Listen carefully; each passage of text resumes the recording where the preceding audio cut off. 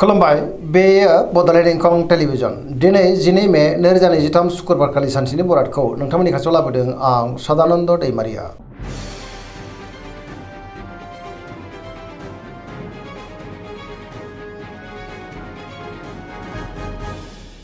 गिबि फरायथिनि लादों मेष राशि गिबि हांखो अ ल दिनैनि साना जोबोद मोजां सोरबा लोगोनिफ्राय मोजां खौरां फैनोबो हागौ जेरावबो देरहासार जागोन आरो जेनिबो आंखाल जानाय नङा गुबुननि थाखाय गोबां मोजां खामानि मावनानै होनोबो हागोन बहाबा दावबायनो एबा हान्थिनो खाबु मोननो हागौ आरो मोजाङैनो हान्थिनोबो हागोन सिगांनि बयबो आद्रा खामानिखौ दिनै मावफुंनो हागोन गोसोआ दिनै जोबोद खुसि जागोन देहाया मोजाङै थागोन अब्लाबो नाथाय जानाय लोंनायाव सांग्रां जानांगोन रांखावरियाव मोजां बेफार फालांगियावबो मोजां होनजायो आयाबो दिनै बांनो हागौ सोरबा लोगोजों बाख्नाय जानानै गोसोआ दिनै जोबोद खुसि जागोन आरो गुबुननिफ्राय थोजासे हेफाजाबबो मोननो हागौ न'खरावबो बिसि फिसायनि गेजेराव अननानै फैगोन बिमा बिफानि अननाय आदरखौ दिनै मोननो हागौ गुबुनजों मोजां सोमोन्दो लाखिनोबो रोंगोन गोसोनि बोलोआ बांगोन समाजाव बयजोंबो मान होजागोन लाइमोनफ्रा जोबोद रमान्टिक जागोन आरो गोसोनि साननायखौ फोरमायलायनोबो हागोन पजिटिभ एनार्जिनि गोहोम गोग्लैगोन।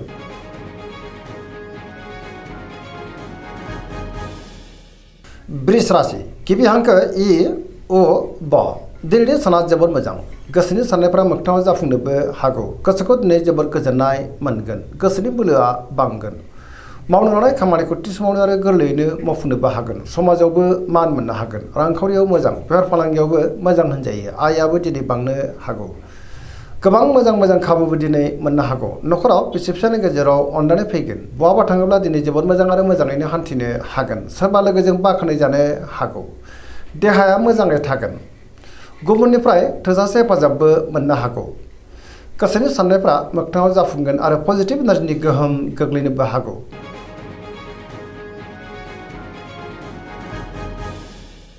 मिथुन राशि गिबि हांखो क स दिनैनि साना मोजां आरो गाज्रिनि गेजेरजों बाबेलांनो हागौ गोसोआव दिनै नेगेटिभ साननाय फैगोन नेगेटिभ एनार्जिनि गोहोमबो गोग्लैनो हागौ मोनफ्रोमबो बिथिङावनो गोनो गोथो जानो हागौ गियाननि आंखाल जानोबो हागौ गोसोखौ दिनै जोबोर गुलाय गुजाय मोनगोन लाइमोनफ्रा जोबोर आला खाला जानोबो हागौ देहाया मोजाङै थागोन अब्लाबो नाथाय जानाय लोंनायाव सांग्रां जानांगोन रांखावरियाव मोजां बेफार फालांगियावबो मोजां होनजायो न'खराव अननानै फैगोन समाजावबो दिनै मान मोननो हागोन अब्लाबो नाथाय गोसोनि बोलोआ लोरबांबो जानो हागौ मावनो लानाय खामानिखौ मावफुंनायाव माबा मोनसे हेंथा फैनोबो हागौ सोरजोंबा गाज्रि नोजोर होजागोन सांग्रां जानाया गाहाम।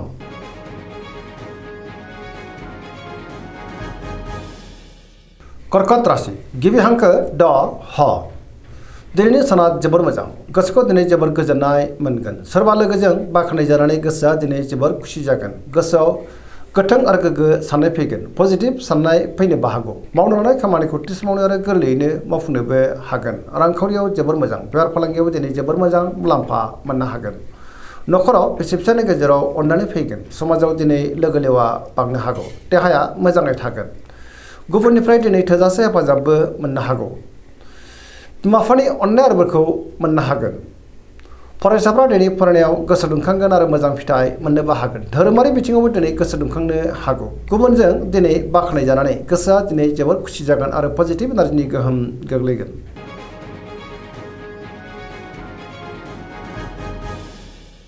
सिंह राशि गिबि हांखो म ट दिनैनि साना मोजां आरो गाज्रिनि गेजेरजों बाबेलांनो हागौ गोसोआव गोनो गोथो साननाय फैनोबो हागौ मावनाय खामानिखौ मावफुंनो हागोन अब्लाबो नाथाय माबा नङा माबा मोनसे गोरोन्थि जालांनोबो हागौ सोरबा लोगोनिफ्राय हेफाजाब लानांनोबो हागौ बहाबा दावबायनो एबा हान्थिनो खाबु मोनगोन रांखावरियाव मोजां अब्लाबो नाथाय खरसायाबो बांनो हागौ बेफार फालांगियावबो मोजां होनजायो गुबुनजों मोजां सोमोन्दो लाखिनो रोंगोन बहाबा थाङोब्ला दिनै मोजां न'खराव अननानै फैगोन बिमा बिफानिफ्राय अननाय आदरफोरखौ मोननो हागौ गुबुननि गोसोखौ बोनो गोब्राब जागोन सोरजोंबा रायखोमा जानोबो हागौ बयजोंबो गोरोबनो रोंनाय नङा गुबुननि थाखाय नाङा फाङा जेंनायाव गोग्लैनांनोबो हागौ सांग्रां जानाया गाहाम आरो नेगेटिभ एनार्जिनि गोहोमबो गोग्लैनो हागौ।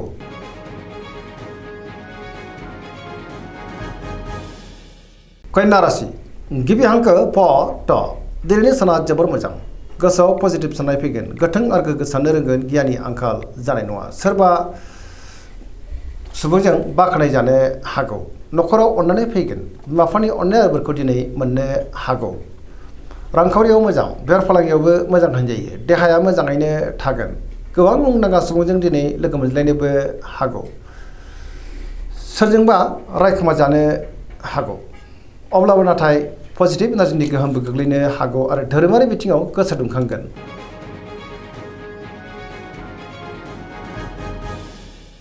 तुला राशि गिबि हांखो र ट दिनैनि साना जोबोर मोजां। गोसोखौ दिनै जोबोर गोजोननाय मोनगोन। गोबां मोजां खाबुबो दिनै मोननो हागौ। गोसोनि बोलोआ बांगोन। गोसोनि साननायफ्रा मोगथाङाव जाफुंनोबो हागौ। मावनो लानाय खामानिखौ गोरलैयैनो मावफुंनो हागोन। देहाया मोजाङै थागोन। अब्लाबो नाथाय जानाय लोंनायाव सांग्रां जानांगोन। हरखाबै सोरबा लोगोनिफ्राय मोजां खौरांबो मोननो हागौ। रांखावरियाव मोजां बेफार फालांगियावबो दिनै मोजां होनजायो। न'खराव बिसि फिसायनि गेजेराव अननानै फैगोन। समाजाव दिनै मान मोनगोन। गुबुननि थाखाय गोबां मोजां खामानि मावनानै होनोबो हागोन। गोसोनि साननायफ्रा मोगथाङाव जाफुंनोबो हागौ। गोसोनि बोलोआ बांगोन। गोदान थांखि लानो रोंगोन। सेंग्रा सिख्लाफोरनि गोसोआ दिनै जोबोर रमान्टिक जागोन आरो गावबा गावनि गोसोनि साननायफोरखौ फोरमायलायनोबो हागोन। पजिटिभ एनार्जिनि गोहोम गोग्लैनोबो हागौ।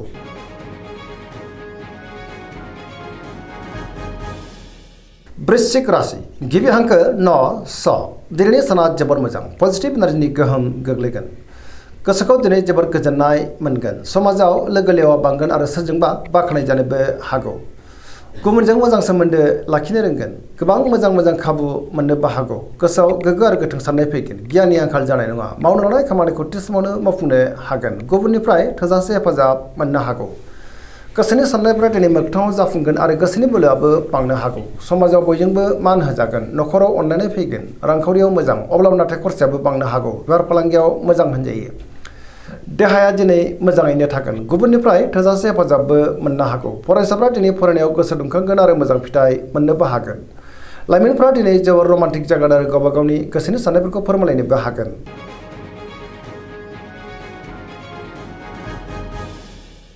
धनु राशि गिबि हांखो ध फ भ दिनैनि साना जोबोर मोजां। गोसोखौ दिनै जोबोर गोजोननाय मोनगोन। सोरजोंबा बाख्नाय जानो हागौ। गोबां मोजां खाबुबो दिनै मोननो हागौ। मावनो लानाय खामानिखौ थि समावनो मावफुंनो आरो हागोन। गोसोनि साननायफ्रा मोगथाङाव जाफुंनोबो हागौ। रांखावरियाव मोजां अब्लाबो नाथाय खरसायाबो बांनो हागौ। बेफार फालांगियाव मोजां होनजायो। गुबुनजों दिनै मोजां सोमोन्दो लाखिनो रोंगोन। समाजाव बयजोंबो मान होजागोन। बहाबा हान्थियोब्ला दिनै जोबोर मोजां आरो मोजाङैनो हान्थिनो हागोन। देहाया मोजाङै थागोन। गुबुननि थाखाय गोबां मोजां खामानि मावनानै होनोबो हागोन। लाइमोनफ्रा दिनै जोबोर खुसि जागोन आरो गावबा गावनि गोसोनि साननायफोरखौ फोरमायलायनोबो हागोन। सोरबा लोगोनिफ्राय दिनै मोजां खौरां फैनोबो हागौ। पजिटिभ एनार्जिनि गोहोम गोग्लैगोन।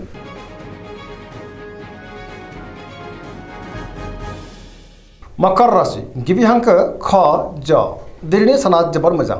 गोसोनि साननायफ्रा मोगथाङाव जाफुंनोबो हागौ। मावनो लानाय खामानिखौ थि समावनो आरो गोरलैयैनो मावफुंनो हागोन। रांखावरियाव मोजां अब्लाबो नाथाय खरसायाबो बांनो हागौ। बेफार फालांगियाव दिनै जोबोर मोजां मुलाम्फा मोननो हागोन। सोरजोंबा बाख्नाय जानानै गोसोआ दिनै जोबोर खुसि जागोन। गुबुनजों मोजां सोमोन्दो लाखिनोबो रोंगोन। मोनफ्रोमबो खामानिखौनो दिनै गोरलैयैनो मावफुंलांनो हागोन। सिगांनि बबेबा आद्रा खामानियाबो दिनै मावफुंजानो हागौ।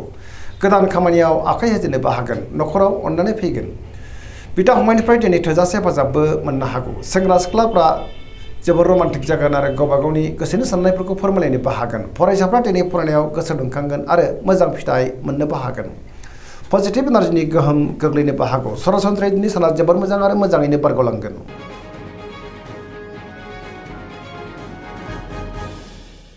कुम्भ राशि गिबि हांखो ग स दिनैनि साना जोबोर मोजां। गोसोखौ दिनै जोबोर गोजोननाय मोनगोन। गोसोआव पजिटिभ साननाय फैगोन। गोथों आरो गोग्गो साननो रोंगोन। गियाननि आंखाल जानाय नङा। मावनो लानाय खामानिखौ थि समावनो आरो गोरलैयैनो मावफुंनोबो हागोन। सोरबा लोगोनिफ्राय हरखाबै मोजां खौरांबो मोननो हागौ। समाजाव मान मोनगोन। गोबां मुंदांखा सुबुंजों दिनै लोगो मोनज्लायनोबो हागौ। रांखावरियाव मोजां बेफार फालांगियाव दिनै जोबोर मोजां मुलाम्फा मोननो हागोन। देहाया दिनै मोजाङै थागोन।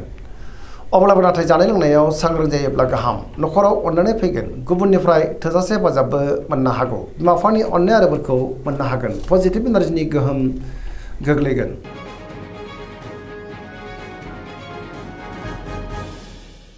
मीन राशि गिबि हांखो ड स दिनैनि साना मोजां आरो गाज्रिनि गेजेरजों बाबेलांनो हागौ। गुबुननि थाखाय नाङा फाङा जेंनायाव गोग्लैनांनोबो हागौ। सांग्रां जानाया गाहाम। सोरजोंबा रायखोमा जानोबो हागौ।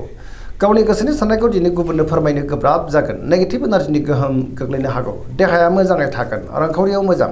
बेफार फालांगियावबो मोजां होनजायो। अब्लाबो नाथाय गोसोनि साननायफ्रा देबर नांनोबो हागौ। सोरजोंबा रायखोमा जानोबो हागौ। लाइमोनफोरनि गोसोआ दिनै जोबोद आला खाला जागोन। नेगेटिभ एनार्जिनि गोहोम गोग्लैनोबो हागौ। दिनैनि राशि फरायनाया एसेनोसै। जोबनायाव बेखौनो खावलायो जाहाथे नोंथांमोना सानफ्रामबो जोंनि बे बड'लेण्ड इंखं टेलिभिजनखौ नायबाय थायो आरो साबस्क्राइब खालामो, लोगोसे लाइक खालामो आरो शेयार खालामो। एसेनोसै, गोजोन्थों।